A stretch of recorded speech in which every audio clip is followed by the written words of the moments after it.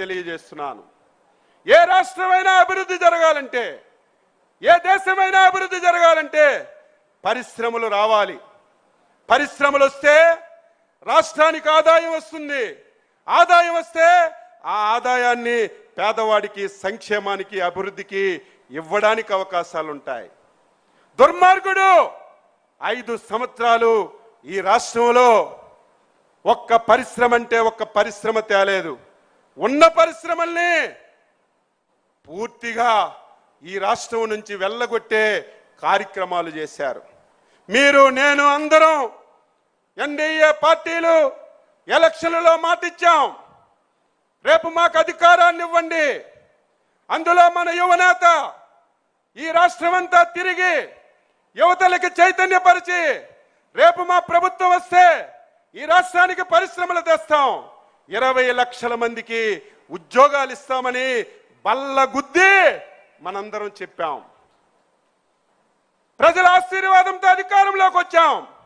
ఇచ్చిన మాట నిలబెట్టుకోవాలి.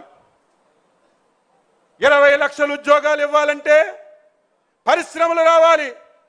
పరిశ్రమలు రావాలంటే గత 5 సంవత్సరాలు ఎవరైనా సరే ఈ రాష్ట్రానికి రమ్మంటే, ఈ రాష్ట్రంలో వచ్చి పరిశ్రమ పెట్టమంటే మీ రాష్ట్రానికి ఒక దండమని పరిగెట్టినటువంటి పరిస్థితులు మన కళ్ళ ముందు చూశాం.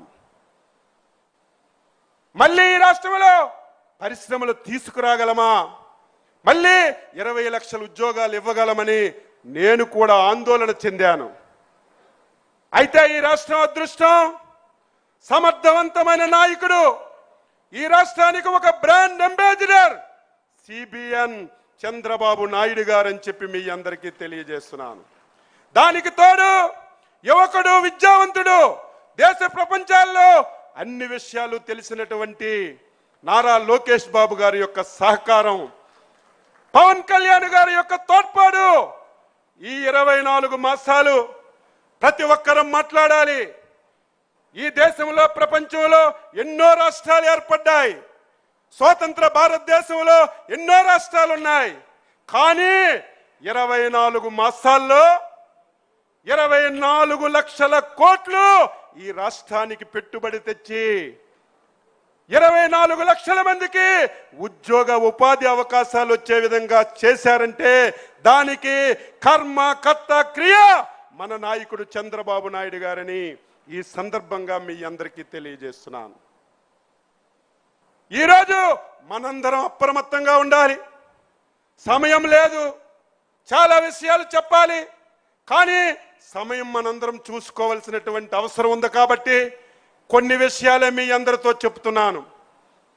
ఈ 24 మాసాల్లో ఎవరైతే జగన్మోహన్ రెడ్డి విధ్వంసం చేశారో మళ్ళీ అన్ని వ్యవస్థల్ని గాడిలో పెట్టాం. ఆగిపోయిన ప్రతి పన్ని శరవేగంతో ముందుకు తీసుకెళ్తున్నాం. అమరావతి శరవేగంతో ముందుకెళ్తుంది. ఎవరికైనా సిగ్గుండాలి, ఎవరైనా మాట్లాడితే అసహించుకుంటారని జ్ఞానమైన ఉండాలి. కానీ గొడ్డల పార్టీ అధ్యక్షుడికి ఆ సిగ్గు లేదు, ఆ జ్ఞానం లేదు. అధికారంలోకి వచ్చినంత వరకు రాష్ట్రానికి అమరావతి రాజధాని అని చెప్పావు. అధికారంలోకి వచ్చిన తర్వాత ప్రజల మధ్యన, ప్రాంతాల మధ్యన పగవు పెట్టి 3 రాజధానులు అన్నావు. 3 ప్రాంతాల్లో మొన్న జరిగిన ఎన్నికల్లో నీ పార్టీకి కర్ర కాల్చి వాత పెట్టిన సిగ్గు లేకుండా కనీసం క్షమాపణ చెప్పి నాది తప్పయిందని ఒప్పుకుంటాడు అనుకున్నాను. కానీ మళ్ళీ మొన్ననే కేంద్ర ప్రభుత్వం పార్లమెంటులో, రాజ్యసభలో ఈ దేశంలో ఉన్నటువంటి అన్ని పార్టీలు ఆంధ్రప్రదేశ్ ఏకైక రాజధాని అమరావతిని చట్టం చేసిన తర్వాత కూడా మావిగనని చెప్పి మళ్ళీ మన మధ్యన మాట్లాడుతున్నాడంటే ఆ గొడ్డల పార్టీ అధ్యక్షుడికి ఏమనాలో అర్థం కానటువంటి పరిస్థితి అని చెప్పి తెలియజేస్తున్నాను. పోలవరాన్ని గాడిలో పెట్టాం. ఉదయమే మా నరేంద్ర మాట్లాడాడు. 2014-19 69 లక్షల కోట్లు ఇరిగేషన్కి పెట్టి మొత్తం ప్రాజెక్టులన్నీ పరుగులెట్టించాం. 5 సంవత్సరాల్లో ఒక్క ప్రాజెక్ట్ ఇవ్వలేదు. మాట్లాడితే రాయలసీమ బిడ్డని నేనంటాడు, రాయలసీమకి ఉద్ధరించానంటాడు. రాయలసీమకు కూడా ఒక్క ఎకరాకు కూడా నీరిచ్చినటువంటి సందర్భాలు లేవు. మళ్ళీ చంద్రబాబు నాయకత్వంలో ఇరిగేషన్ ప్రాజెక్టులన్నిటికి కూడా ముందుకు తీసుకెళ్తున్నాం. ఈరోజు మనందరం గొడ్డల పార్టీ అధ్యక్షుడంటే గింజుకుంటున్నాడు. ఏం తప్పు మాట్లాడుతున్నామా? ఇందులో ఏమైనా పొరపాటు ఉందా? నువ్వు 100% గొడ్డల పార్టీ అధ్యక్షుడివే అని చెప్పి తెలియజేస్తున్నాను. మనమంటే మొన్ననే వచ్చి ఒక పాత్రికేయుల సమావేశం పెట్టాడు. నన్ను గొడ్డల పార్టీ అంటున్నారని, నేనేం చేశానని. ఆ ప్రెస్ మీట్ చూసిన తర్వాత మన మహానాడు వేదికగా జగన్మోహన్ రెడ్డికి అభినందనలు తెలియజేస్తున్నాను. ఆ ప్రెస్ మీట్ ఎందుకు పెట్టాడు? మీరందరూ నా ఒక్కనే గొడ్డల పార్టీ అంటున్నారు. నాది కాదు, మా కుటుంబ నేపథ్యమే ఒక ప్రేక్షణ పునాదుల మీద పుట్టిందని సాక్షాత్తు జగన్మోహన్ రెడ్డి పాత్రికేయుల సమావేశంలో పుట్టాడు. వారి తాత రాజారెడ్డి ఎవరైనా సరే సహాయం చేస్తే మనం వారికి మెచ్చుకుంటాం, జీవితాంతం రుణపడి ఉంటాం. ఒక బలహీన వర్గాలు చెందిన వ్యక్తి మీరు రండి, మా మైన్లో వాటా ఉండి అందరం కలిసి ముందుకెళ్దామంటే ఆ మైన్ ఓనర్కే చంపి ఆ మైన్ను ఓన్ చేసుకుని ఆ డబ్బుతో ఈరోజు సామ్రాజ్యాన్ని నిర్మించుకొని ఆ రోజు నుంచి ఈ రోజు వరకు వ్యవహరిస్తున్నారు. మన అధ్యక్షుడు వారు ఎప్పుడూ చెప్తారు,